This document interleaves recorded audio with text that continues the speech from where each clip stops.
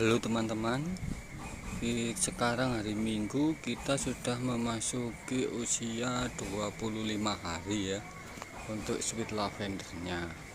Di sini saya sudah melakukan polinasi dan itu masih banyak sekali yang enggak jadi buahnya. Kemarin itu saya potongi semua. Ini lumayan banyak untuk di cabang-cabang atasnya itu yang enggak jadi, itu saya polinasi semua ya teman-teman. Nah itu banyak sekali, belum saya bersihkan ini. Untuk sweet lavender, untuk yang sweet hami ini mundur juga teman-teman, karena dia bunga jantannya banyak yang belum keluar. Ini tidak tahu kenapa ya kok banyak yang belum keluar. Oh ya, untuk polinasi kali ini saya itu banyak yang tidak jadi teman-teman. Jadi di cabang ke-9 itu banyak yang tidak jadi. Akhirnya saya potong ini. Nah, kan terpaksa akhirnya saya mundur di cabang ke-10, 11. Tapi ini banyak yang tidak jadi, itu cabang 9, 10 itu banyak. Jadi saya buang semua yang tidak jadi. Nah, ini seperti ini. Nah, ini kan cabang kemarin kan kalau ada merek-merek ini cabang 8 ya ini. Nah, ini cabang 9 saya potong karena nggak jadi. Ini cabang 10-nya saya potong juga. Nah, dia sudah jadi bakal buah di cabang 11 sama 12 ya teman-teman. Nah, ini sudah saya polinasi. Kalau sudah ada tanda dipotong ini pupusnya polinasi sudah ya. Nah, jadi kita tinggal nunggu cabang yang 13 ini. Terpaksa ini agak ke atas ini, karena yaitu kendala kemarin, karena saking asiknya kita bertarung dengan puret, jadi lupa kalau itu sudah waktunya pembungaan di cabang 9.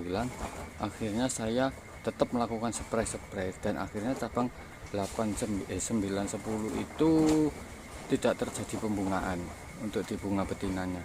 Ya, ini buat pengalaman ya teman-teman. Jadi kalau cabang 9 itu sudah mulai ada 2 daun lah, atau bunga betinanya sudah muncul, pentilnya itu yang kecil itu sudah mulai muncul, sebaiknya dihentikan dulu ya spray-spraynya ya. Takutnya nanti kayak gini, tidak terjadi bunganya tidak jadi. Nah, ini banyak sekali bunga-bunga yang tidak jadi teman-teman, jadi saya putuskan untuk dipotong semua. Nah, inilah teman-teman gunanya kalau setelah polinasi kita potong ini. Nah, ini saya lihat ada bunga ya, tapi ini belum kepotong pupusnya. Nah, berarti ini dia belum dipolinasi, berarti kita harus ambil bunga. Oh ya teman-teman, untuk video lengkapnya teman-teman lihat di YouTube saya ya, dan saya akan bagikan apa saja yang saya lakukan untuk setiap harinya, mulai dari cara polinasi, penyepraian, terus mulai dari seleksi buah, cara memilih buah yang bakal bagus itu nanti gimana, itu ada semua ya di YouTube saya ya, durasinya yang lebih panjang lagi. Kalau untuk di Facebook ini hanya durasi singkat-singkat saja ya teman-teman. Jangan lupa ya follow YouTube saya ya. Oh iya teman-teman, ini adalah ciri-ciri bunga betina yang tidak jadi ya. Nah, jadi ciri-cirinya begini teman-teman, warnanya sudah agak menguning ini.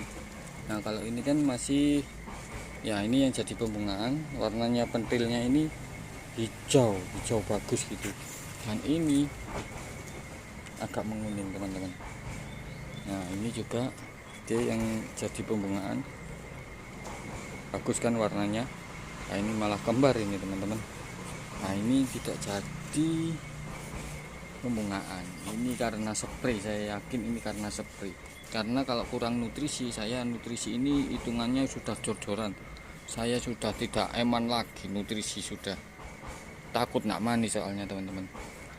Oke, ini dia potong ya. Terus saya ingatkan lagi ya teman-teman ya, untuk polinasi itu sebaiknya teman-teman itu langsung dipotong ini ya. Nah, mulai dari ininya, ini tali-talinya ini dipotongin saja ya, langsung dipotongin saja.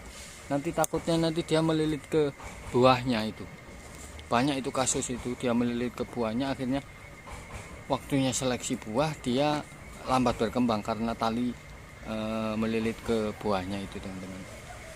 Terus sambil polinasi teman-teman harus waspada juga melihat apakah ada saluran nutrisi yang buntu. Itu wajib, karena kita kelihatan kan kalau nutrisi buntu itu pasti medianya kering-kering begini ya teman-teman. Tapi kalau ada basah-basahnya gini ya nggak buntu dia.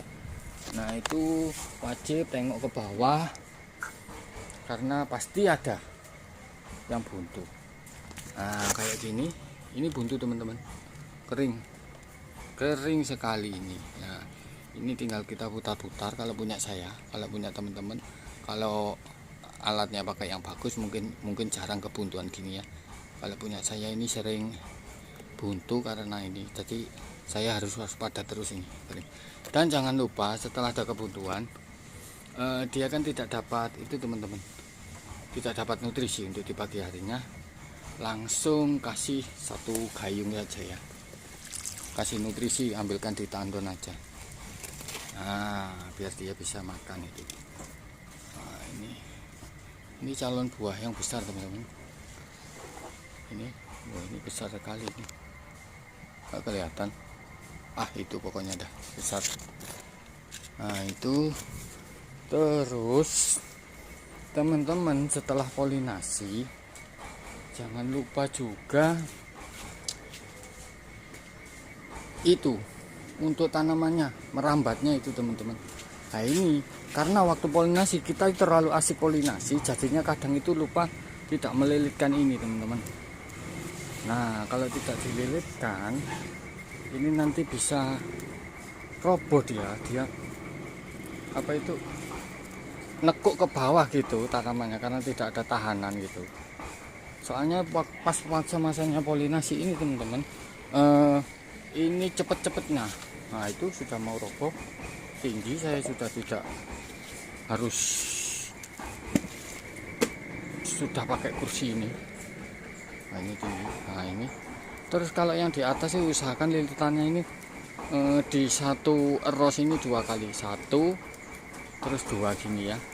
Nah 2 gini. Nah ini 1 aja yang 2. Jadi untuk talinya ini tali, ini mutarnya ini kan biasanya satu tok ya, diputar 2 langsung untuk 1 ini. Talinya diputar 2 untuk 1 ini. Kenapa teman-teman? Karena kalau tidak ada 2 yang diputar 2 ini, tanaman mudah berangsur ke bawah gitu. Jadi berat, tidak ada kancingan kasarannya. Yang 2 kali putar itu tanaman langsung berangsur ke bawah, akhirnya patah yang di bawah. Saya ada tadi sudah kejadian 1 ya. Jadi ya harus benar-benar waspada ya teman-teman. Jangan itu. Ini kalau melilitkan hati-hati ya. Karena kalau posisi kita tidak tenang melakukannya, tergesa-gesa bisa mematahkan tanamannya. Kalau patah kan ya sayang teman-teman.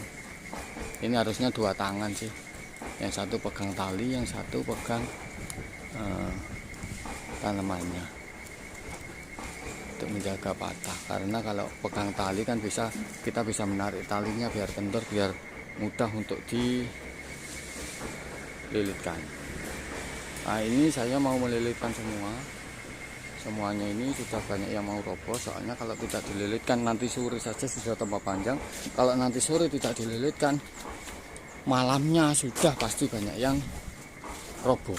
Kalau roboh susah lagi melilitkannya, karena kalau dipaksa dia bisa patah teman-teman. Ya beginilah keluh kesahnya teman-teman. Jadi ya usahakan sih itu sudah, jangan melakukan spray di usia menjelang polinasi atau pas pembungaan. Nah ini teman-teman, ini kan roboh teman-teman. Nah ini telat melilitkan, bukan telat sih, semalam kemarin sore saya melilitkan, tapi untung ini robohnya barusan ini, jadi nggak terlalu nekuk dan nggak terlalu nemen. Kalau sudah nanti sore ini patah ini teman-teman.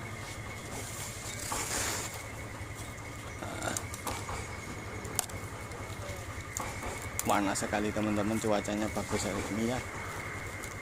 Aduh tingginya saya sampai nggak itu.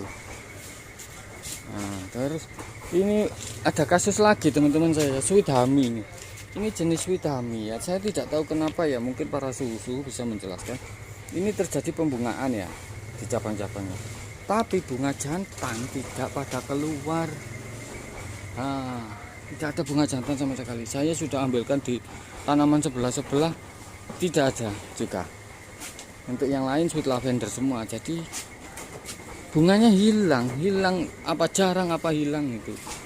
Ini apa harus melakukan spray atau kemarin nutrisi sempat tidak saya siram 1 hari. Apa itu yang jadi penyebab juga saya tidak tahu ya teman-teman. Teman-teman, inilah perkembangannya di usia 25 hari ya. Nanti sekitar usia 28-29 kita sudah melakukan seleksi ya.